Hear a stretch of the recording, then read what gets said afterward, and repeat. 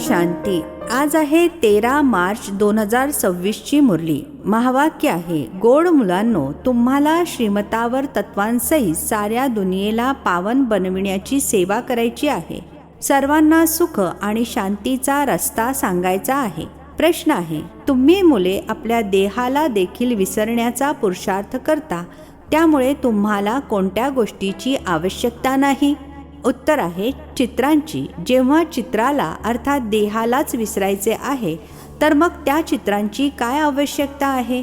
स्वतःला आत्मा समजून विदेही बाबांची आणि स्वीट होमची आठवण करा. ही चित्रे तर लहान मुलांसाठी अर्थात नवीन लोकांसाठी आहेत. तुम्हाला तर आठवणीमध्ये राहायचे आहे आणि सर्वांना आठवण करून द्यायची आहे. कामधंदा इत्यादी करत असताना सतोप्रधान बनण्यासाठी आठवणीमध्येच राहण्याचा अभ्यास करा. गीत आहे, तकदीर जगाकर ऐहू. ओम शांती. गोड गोड मुलांनी हे शब्द ऐकले आणि लगेचच आनंदाने रोमांच उभे राहिले असतील. मुले जाणतात, इथे आलो आहोत आपले सौभाग्य स्वर्गाचे भाग्य घेण्यासाठी, असे इतर कुठेही म्हणणार नाहीत. तुम्ही जाणता, आपण बाबांकडून स्वर्गाचा वारसा घेत आहोत, अर्थात स्वर्ग बनविण्याचा पुरुषार्थ करत आहोत. फक्त स्वर्गवासी बनण्याचाच नाही, परंतु स्वर्गामध्ये उच्चते उच्चपद मिळविण्याचा पुरुषार्थ करत आहोत. स्वर्गाचा साक्षात्कार घडविणारे बाबा आपल्याला शिकवत आहेत. हा देखील मुलांना नशा चढला पाहिजे. भक्ती आता नष्ट होणार आहे असे म्हटले जाते. भगवान भक्तांचा उद्धार करण्यासाठी येतात, कारण रावणाच्या बेड्यांमध्ये अडकून पडले आहेत. अनेक मनुष्यांची अनेक मते आहेत. तुम्ही तर जाणले आहे, सृष्टीचक्राचा हा अनादी खेळ पूर्वनियोजित आहे. हे देखील भारतवासी समजतात. खरोखर आपण प्राचीन नव्या दुनियेचे वासी होतो, आता जुन्या दुनियेचे वासी बनलो आहोत. बाबांनी स्वर्ग नवीन दुनिया बनविली, मग रावणाने नरक बनविला आहे. बाप दादांच्या मतावर तुम्ही आता स्वतःसाठी नवीन दुनिया बनवत आहात, नवीन दुनियेसाठी शिकत आहात. कोण शिकवत आहेत? ज्ञानाचा सागर पतित पावन, ज्यांची महिमा आहे, त्या एकाशिवाय इतर कोणाचीही अशी महिमा गायली जात नाही. तेच पतित पावन आहेत. आपण सर्व पतित आहोत. पावन दुनियेची आठवण कोणालाही नाही आहे. आता तुम्ही जाणता, बरोबर 5000 वर्षांपूर्वी पावन दुनिया होती. तो भारतच होता. बाकी सर्व धर्म शांतीमध्ये होते. आपण भारतवासी सुखधाममध्ये होतो. मनुष्याला शांती हवी आहे, परंतु इथे तर कोणी शांत राहू शकणार नाही. हे काही शांतीधाम नाही आहे. शांतीधाम आहे निराकारी दुनिया, जिथून आपण येतो. बाकी सतयुग आहे सुखधाम. त्याला शांतीधाम म्हणता येणार नाही. तिथे तुम्ही पवित्रता सुख शांतीमध्ये राहता. कोणताही गोंधळ असत नाही. घरामध्ये मुले भांडण इत्यादी करतात, तर त्यांना सांगितले जाते, शांत रहा. तर बाबा म्हणतात, तुम्ही आत्मे त्या शांती देशाचे होता, आता भांडखोर देशामध्ये येऊन बसला आहात. ही गोष्ट तुमच्या बुद्धीमध्ये आहे. तुम्ही बाबांकडून पुन्हा एकदा उच्चते उच्चपद प्राप्त करण्याचा पुरुषार्थ करत आहात. ही शाळा काही कमी थोडीच आहे. गॉड फादरची युनिव्हर्सिटी आहे. साऱ्या दुनियेमध्ये ही मोठ्यात मोठी युनिव्हर्सिटी आहे. यामध्ये सर्वजण बाबांकडून शांती आणि सुखाचा वारसा प्राप्त करतात. एका बाबांशिवाय इतर कोणाचीही महिमा नाहीये. ब्रह्माची महिमा थोडीच आहे. बाबाच यावेळी येऊन वारसा देतात. मग तर सुखच सुख आहे. सुख शांती देणारे एक बाबाच आहेत. त्यांचीच महिमा आहे. सतयुग त्रेतामध्ये कोणाचीही महिमा असत नाही. तिथे तर राजधानी चालू राहते. तुम्ही वारसा घेता. बाकी सर्व शांतीधाममध्ये राहतात. महिमा कोणाचीही नाही. भले क्राइस्ट धर्म स्थापन करतात, तो तर केलाच पाहिजे. धर्म स्थापन करतात तरी देखील खाली उतरत जातात, अर्थात पतन होत जाते. मग त्यात कसली महिमा आहे? महिमा फक्त एकाचीच आहे. ज्यांना पतित पावन लिबरेटर असे म्हणत बोलावतात, असे तर नाही. त्यांना क्राइस्ट बुद्ध इत्यादी आठवत असतील. आठवण तरी देखील एकाचीच करतात. ओ गॉड फादर, सतयुगामध्ये तर कोणाचीच महिमा होत नाही. मागाहून या धर्मांची सुरुवात होते, तेव्हा मग बाबांची महिमा गातात आणि भक्तीला सुरुवात होते. ड्रामा कसा बनलेला आहे, कसे चक्र फिरते, तर जी बाबांची मुले बनली आहेत तीच जाणतात. बाबा आहेत रचता, नवीन सृष्टी, स्वर्ग रचतात, परंतु सगळेच काही स्वर्गामध्ये येऊ शकत नाहीत. ड्रामाच्या रहस्याला देखील समजून घ्यायचे आहे. बाबांकडून सुखाचा वारसा मिळतो. यावेळी सर्व दुःखी आहेत, सर्वांना परत जायचे आहे, नंतर परत सुखामध्ये येतील. तुम्हा मुलांना खूप चांगला पाठ मिळाला आहे. ज्या बाबांची इतकी महिमा आहे ते आता येऊन सन्मुख बसले आहेत आणि मुलांना समजावून सांगत आहेत. सर्वजण त्यांची संतान आहेत ना. बाबा तर एव्हर हॅपी आहेत. वास्तविक बाबांसाठी असे म्हणू शकत नाही. जर ते हॅपी बनले तर त्यांना अनहॅपी देखील बनावे लागेल. बाबा तर या सर्वापासून न्यारे आहेत. जी बाबांची महिमा आहे तीच महिमा यावेळी तुमची आहे आणि मग भविष्यामध्ये तुमची महिमा वेगळी असेल. जसे बाबा ज्ञानाचे सागर आहेत, तुम्ही देखील आहात. तुमच्या बुद्धीमध्ये सृष्टीचक्राचे ज्ञान आहे. जाणता बाबा सुखाचा सागर आहेत, त्यांच्याकडून अथाह सुख मिळते. यावेळी तुम्ही बाबांकडून वारसा घेत आहात. बाबा मुलांना आता श्रेष्ठ कर्म शिकवत आहेत. जसे हे लक्ष्मीनारायण आहेत, यांनी जरूर आधीच्या जन्मामध्ये चांगली कर्म केली आहेत, ज्यामुळे त्यांनी हे पद मिळविले आहे. दुनियेमध्ये हे कोणी समजत नाही की यांनी राज्य कसे मिळविले. बाबा म्हणतात, तुम्ही मुले आता हे असे बनत आहात. तुमच्या बुद्धीमध्ये हे येते की आपण असे अर्थात लक्ष्मीनारायण होतो, मग परत हे अर्थात पतित बनतो. बाबा बसून कर्म अकर्म विकर्माची गती समजावून सांगतात, ज्यामुळे आपण असे बनतो. श्रीमत देतात तर श्रीमताला जाणून घेतले पाहिजे ना. श्रीमताद्वारे साऱ्या दुनियेला तत्व इत्यादी सर्वांना श्रेष्ठ बनवतात. सतयुगामध्ये सर्वजण श्रेष्ठ होते. तिथे कोणतीही अराजकता अथवा वादळ इत्यादी नसतात. ना जास्त थंडी ना गरमी, सदैव वसंत ऋतू असतो. तिथे तुम्ही किती सुखी असता ते लोक गातात देखील. खुदा बहिष्ठ अथवा हेवन स्थापन करतात, तर त्यामध्ये उच्च पद मिळविण्याचा पुरुषार्थ केला पाहिजे. नेहमी गायले जाते, फॉलो मदर फादर. बाबांची आठवण केल्याने विकर्म विनाश होतील आणि मग फादर सोबत आपण आत्मे एकत्र जाऊ. श्रीमतावर चालून प्रत्येकाला रस्ता सांगायचा आहे. बेहदचे बाबा आहेत स्वर्गाचे रचयिता. आता तर नरक आहे, जरूर नरकामध्येच स्वर्गाचा वारसा दिला असणार. आता 84 जन्म पूर्ण होत आहेत, मग परत आपल्याला पहिला जन्म स्वर्गामध्ये घ्यायचा आहे. तुमचे एम ऑब्जेक्ट समोर उभे आहे, असे बनायचे आहे. हम सो लक्ष्मीनारायण बनतात. वास्तविक या चित्रांची काही गरज नाही. जे कच्चे आहेत वारंवार विसरून जातात, म्हणून चित्रे ठेवली जातात. कोणी श्रीकृष्णाचे चित्र ठेवतात. श्रीकृष्णाला बघितल्याशिवाय आठवण करू शकत नाहीत. सर्वांच्या बुद्धीमध्ये चित्र तर राहते ना. तुम्हाला कोणतेही चित्र लावण्याची आवश्यकता नाही. तुम्ही स्वतःला आत्मा समजता. तुम्हाला स्वतःचे चित्र अर्थात आपला देह सुद्धा विसरायचे आहे. देहासहित सर्व नाती विसरायची आहेत. बाबा म्हणतात, तुम्ही आशिक आहात एका माशूकचे. माशूक बाबा म्हणतात, माझी आठवण करत राहा तर विकर्म विनाश होतील. अशी अवस्था असावी की जेव्हा शरीर सुटेल तेव्हा असे वाटेल की मी या जुन्या दुनियेला सोडून आता बाबांकडे जात आहे. 84 जन्म पूर्ण झाले, आता जायचे आहे. बाबांनी आदेश दिला आहे, माझी आठवण करा. बस बाबांची आणि स्वीट होमची आठवण करा. बुद्धीमध्ये आहे की मी आत्मा शरीराशिवाय होते. मग इथे पाठ बजावण्यासाठी शरीर धारण केले आहे. पाठ बजावता बजावता पतित बनलो आहोत.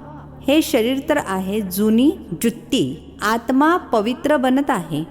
पवित्र शरीर काही इथे मिळू शकत नाही. आता आपण आत्मे परत आपल्या घरी जाणार. आधी प्रिन्स प्रिन्सेस बनणार आणि मग स्वयंवरानंतर लक्ष्मीनारायण बनणार. मनुष्यांना हेच ठाऊक नाही आहे की राधाकृष्ण कोण आहेत. दोघेही वेगवेगळ्या राजधानीचे होते. नंतर मग त्यांचे स्वयंवर होते. तुम्ही मुलांनी ध्यानामध्ये स्वयंवर बघितले आहे. सुरुवातीला खूप साक्षात्कार होत होते, कारण पाकिस्तानमध्ये तुम्हाला आनंदात ठेवण्यासाठी हा पार्ट चालत होता. शेवटी तर आहेच मारामारी, भूकंप इत्यादी खूप होतील. तुम्हाला साक्षात्कार होत राहतील. प्रत्येकाला माहिती होईल आपल्याला कोणते पद मिळणार आहे. मग जे कमी शिकलेले असतील ते खूप पश्चाताप करतील. बाबा म्हणतील, तू ना स्वतः शिकलास, ना दुसऱ्यांना शिकविलेस, ना आठवणीमध्ये राहत होतास. आठवणीने सतोप्रधान बनू शकता. पतित पावन तर बाबाच आहेत. ते म्हणतात, मामेकम अर्थात मज एकाची आठवण करा तर तुमच्यातील भेसळ निघून जाईल. पुरुषार्थ करायचा आहे आठवणीच्या यात्रेचा. धंदा इत्यादी भले करा, कर्म तर करायचेच आहे, परंतु बुद्धीचा योग तिथे असावा. तमोप्रधानापासून सतोप्रधान इथेच बनायचे आहे.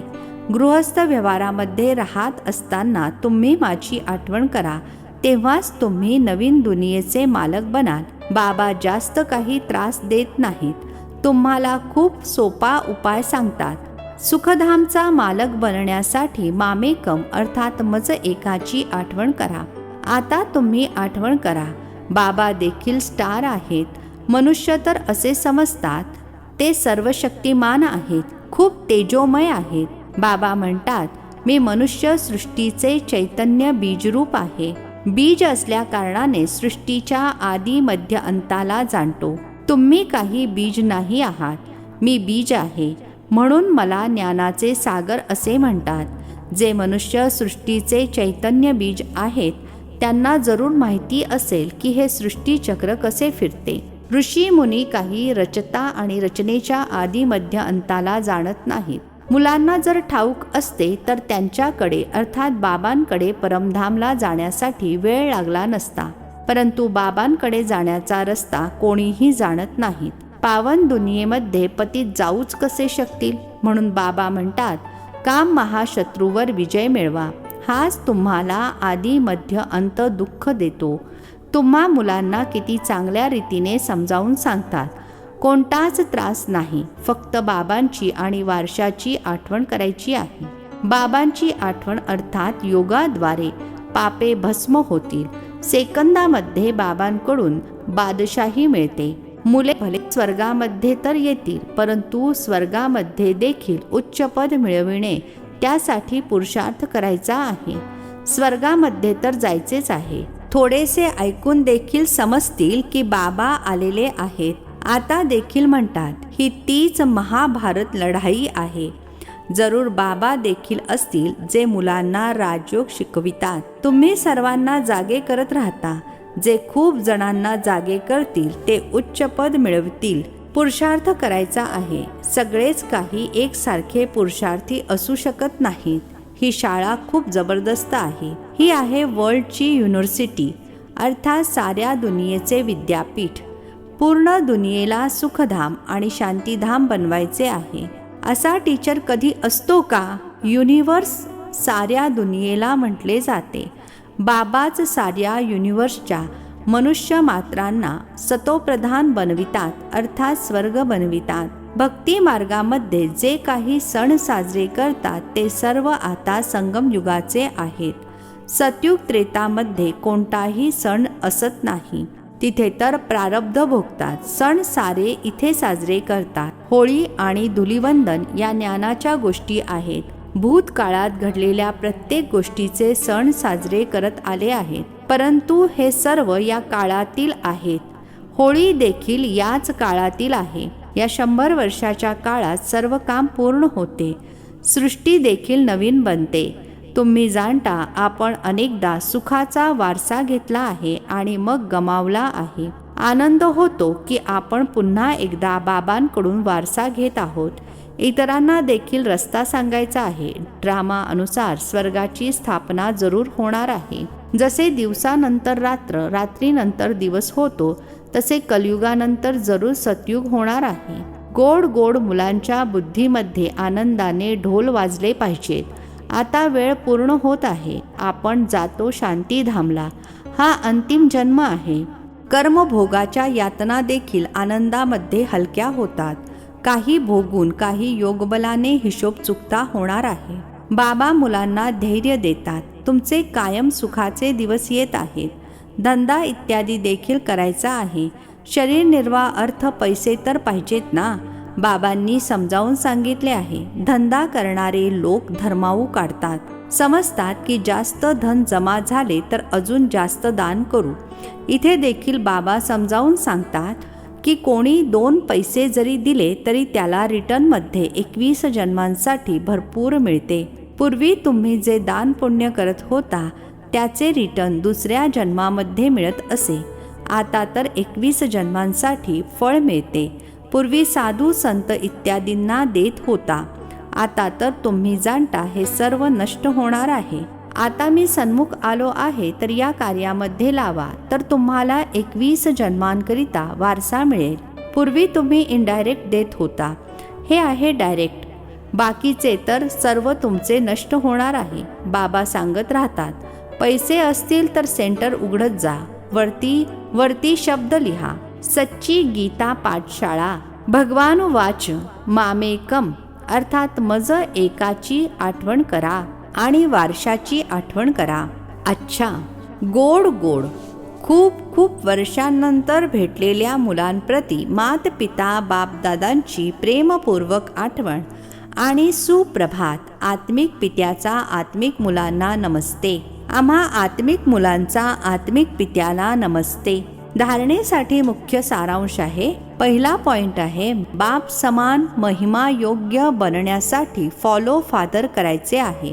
दुसरा पॉइंट आहे हा अंतिम जन्म आहे. आता घरी जायचे आहे. त्यामुळे मनातल्या मनात आनंदाचे ढोल वाजत राहावे.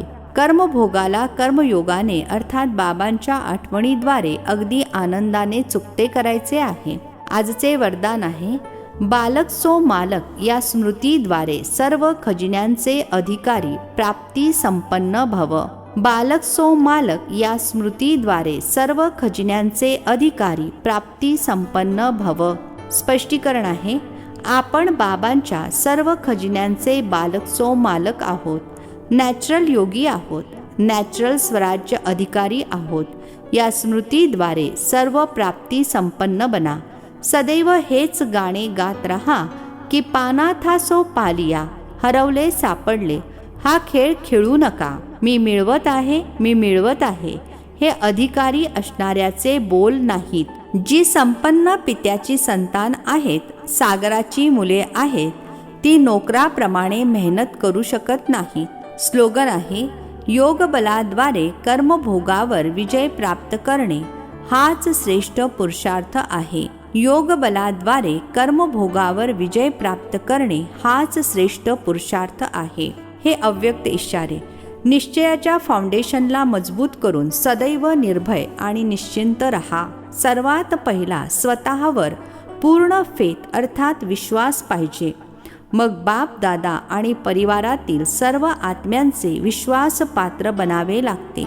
जितके फेथफुल अर्थात विश्वासपात्र बनू, निश्चय बुद्धी होऊन कोणतेही कार्य कराल तर फेथफुल असल्यामुळे सक्सेसफुल तर होणारच. फेथफुल असल्यामुळे प्रत्येक कार्य, प्रत्येक संकल्प, प्रत्येक शब्द शक्तिशाली बनेल. अच्छा, ओम शांती. नवनवीन मराठी व्हिडिओज प्राप्त करण्यासाठी सबस्क्राईब करा मराठी गॉड रिपोर्ट चॅनलला.